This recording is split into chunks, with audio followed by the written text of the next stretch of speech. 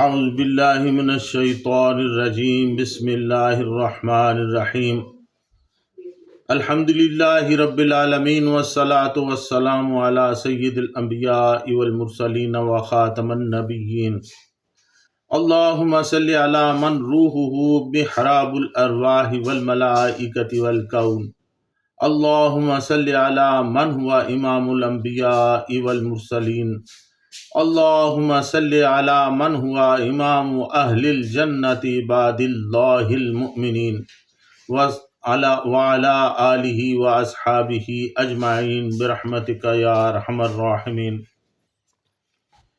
معزز ناظرین، السلام علیکم ورحمۃ اللہ وبرکاتہ۔ جاذب پبلیکیشنز میں خوش آمدید۔ میں محمد سعید جاذب آپ کی خدمت میں حاضر ہوں۔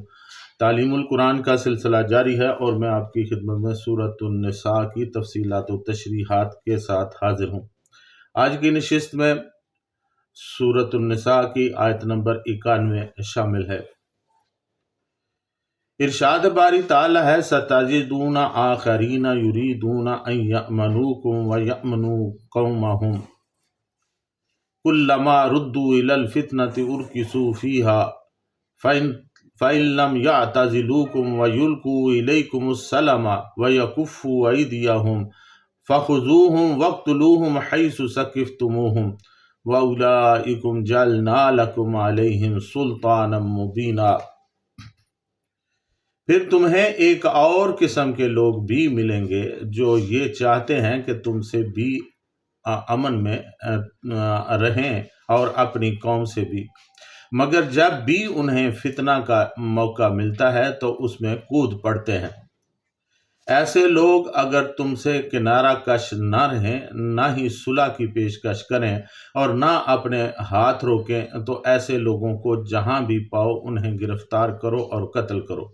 ایسے لوگوں کے لیے ہم نے تمہیں کھلی چھٹی دے رکھی ہے۔ ستجدون آخرین یریدون ان یأمنوکم ویأمنوا قومہم کلما ردوا الی الفتنۃ ارکسوا فیہا۔ پھر تمہیں ایک اور قسم کے لوگ بھی ملیں گے جو یہ چاہتے ہیں کہ تم سے بھی امن میں رہیں اور اپنی قوم سے بھی، مگر جب بھی انہیں فتنہ کا موقع ملتا ہے تو اس میں وہ کود پڑتے ہیں۔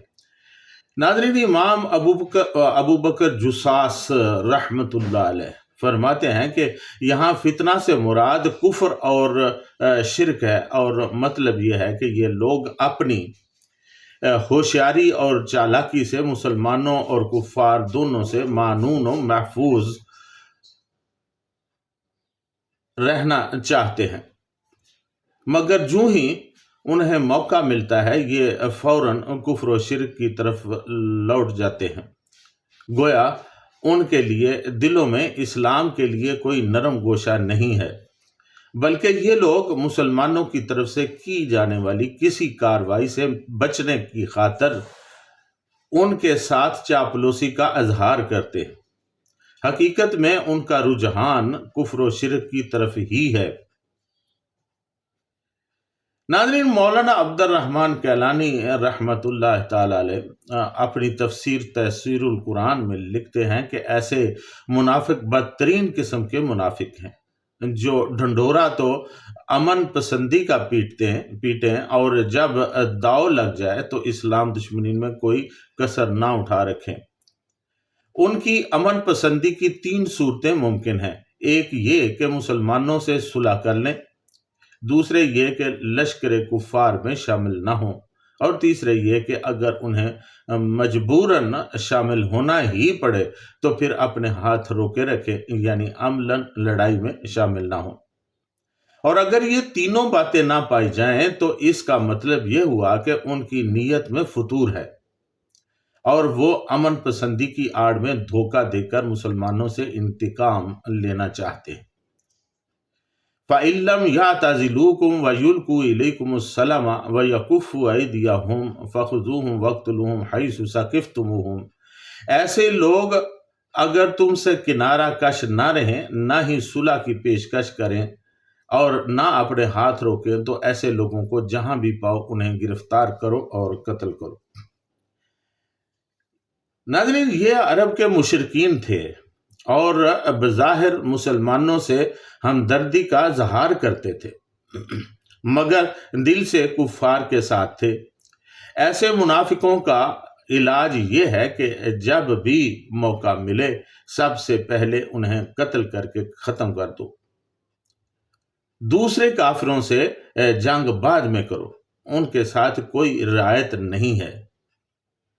امام ابو حنیفہ رحمۃ اللہ علیہ فرماتے ہیں کہ مشرکین عرب کے متعلق اللہ تعالیٰ کا آخری فیصلہ یہی ہے کہ انہیں جہاں بھی پاؤ مارو۔ فتح مکہ کے بعد مشرکین کی اکثریت نے اسلام قبول کر لیا، کچھ مرتد ہو گئے جن کا خاتمہ کر دیا گیا، اور باقی وہاں سے بھاگ گئے۔ مقصد یہ تھا کہ جزیرۃ العرب کو مشرکین سے بالکل پاک کر دیا جائے، کیونکہ اس خطہ کو مرکز اسلام کی حیثیت دلانا مقصود تھا۔ وَأُولَٰئِكُمْ جَعَلْنَا لَكُمْ عَلَيْهِمْ سُلْطَانًا مُّبِينًا، ایسے لوگوں کے لیے ہم نے تمہیں کھلی چھٹی دے رکھی ہے، یعنی اگر یہ لوگ مسلمانوں کے خلاف ہتھیار اٹھائیں، صلح کی پیشکش نہ کریں اور اپنے ہاتھ نہ روکیں تو پھر یہ جہاں ملیں انہیں قتل کر دو۔ یہ مباح الدم لوگ ہیں، ان لوگوں کا خون تمہارے لیے مباح ہے۔ معاہدہ یا صلح کی صورت میں تو خون گرانا حرام ہوتا ہے، لیکن اس قسم کے سازشی لوگوں کے لیے کوئی رعایت نہیں۔ ان کا معاملہ ویسا ہی ہے جیسا کھلے کافروں کا۔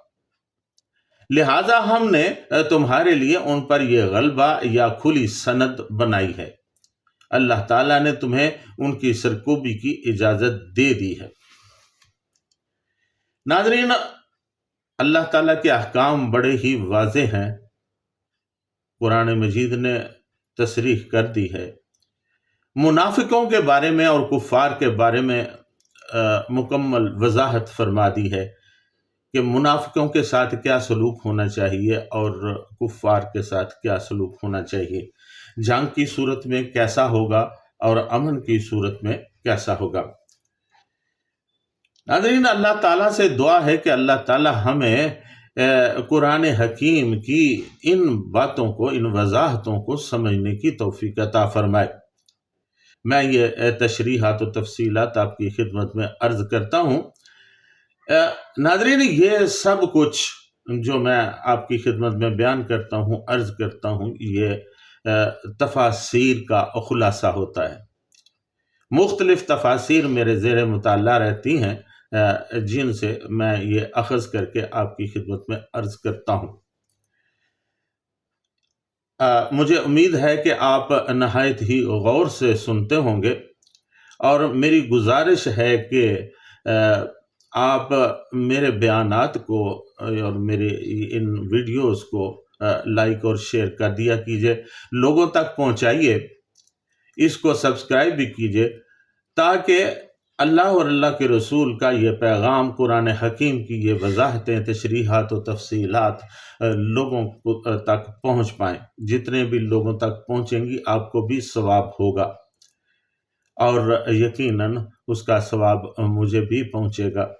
اللہ تعالیٰ سے دعا کیا کیجئے کہ اللہ تعالیٰ ہمیں قرآن حکیم کی تعلیمات کو منتشر کرنے کی توفیق عطا فرمائے، اور اللہ تعالیٰ ہمیں اپنے کام کے لیے مخصوص کر لے۔ اس کے ساتھ ہی آج کی نشست میں اجازت، وما علینا الا البلاغ المبین۔